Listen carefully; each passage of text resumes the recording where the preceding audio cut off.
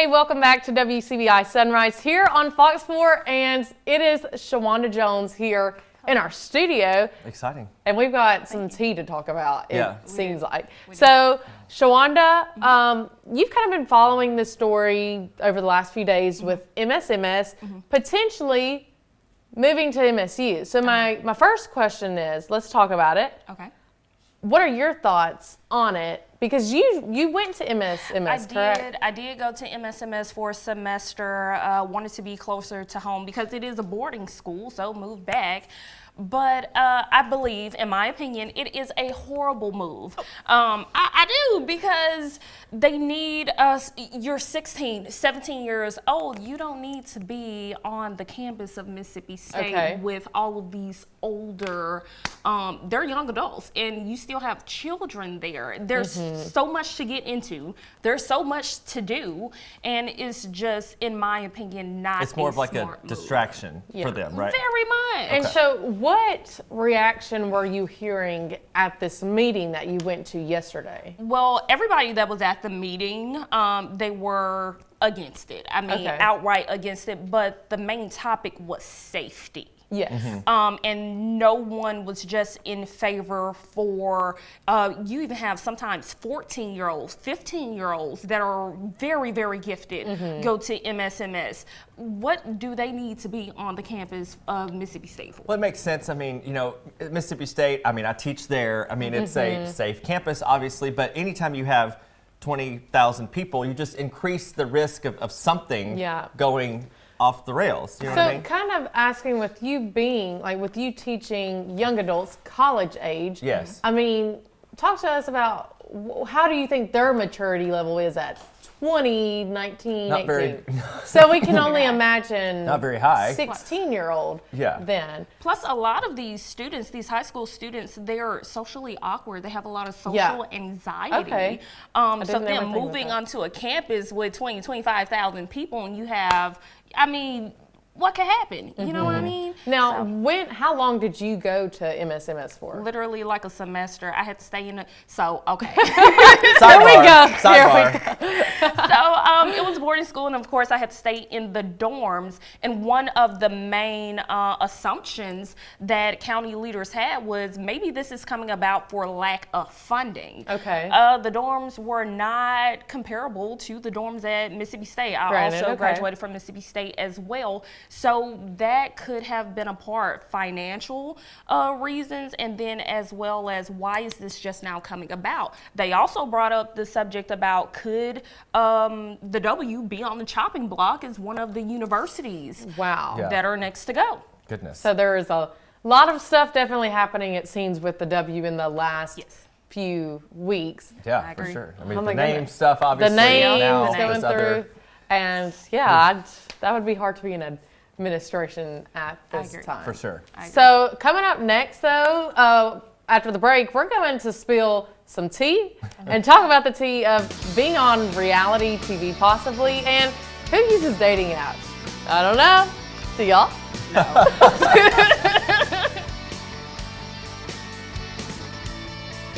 Hey, welcome back to the last part of our show, really, with Isaac and Shawanda, and we're spilling the tea now. Yeah, it seems like, maybe. So my topic right now, let's talk about it, thoughts on dating apps. So, you know, kind of in today's world, it's a lot of people seem to use them, get on them. Especially since COVID. Yes. Oh, so what do y'all think about online dating? I watch too much Law and Order, and I just don't trust it. It's not safe, in my opinion. You don't know who you're, and catfish. I watch catfish. I love catfish. You do not know who you're talking to on the other end of that profile. Yes. You know how easy it is to create a person out of thin air? Yeah. I mean, just saying. and you can just go steal anybody's, picture off of anywhere. That is true. So That is what I true. look like, So and I know some people have successful, dating app stories. If I were one of them, like I said, I'm not one of them, but if I were one of them, I would get them to pay for my wedding. Some people will email and be like, we met on y'all's website. But it does make me think back whenever I was younger, single. I was on a dating app just for fun, not really to. Oh, I got on there to see who else was on there. Yeah, that's literally what it was there. And I think about it now that I'm 23 about how unsafe it was for 18-year-olds to be on an app like that. I feel like at the time, obviously you think you're grown. Yeah, you think Sis was not grown. Sis, I mean, it's just, I don't know. Even for adults, it's not safe. Yeah. I mean, if you think about, just as long as, there's some, you can do some things to make yourself, safer, like if you want to meet for a first date or whatever, make sure it's like a very public place. Yeah. Like, I'm talking about like restaurants on a wait type of thing, like massive amounts of people Make sure there. You're seen. Make sure people see who you're with. Yes, and a good thing here that I've noticed several of my friends do is share your location. Yes.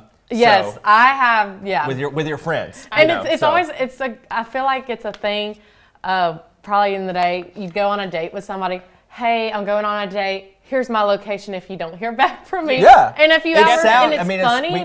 We crack a funny joke, but it's not funny. I mean, that's kind of scary a little bit. It's scary that we have to even our minds even go to that place. Yes. Like, let me make sure my location's active so that X, Y, and Z people know, And then, you say, I'm with this person or that person, but you what could if be that's being not that catfished. person? Thank you. Oh You my could be goodness. catfish. You don't know this person's background. Okay. You don't know if they. You don't know squat about it. You don't know nothing about them. All right, so picture. we're a no-go right now for dating apps for safety reasons. Okay, Yes. so our next, let's talk about it, is I just recently did an interview with Hunter McKnight, who is on Survivor. So my question is, would you be on a reality TV show? And that's our megaphone question of our Mine's Fox just a 4. no.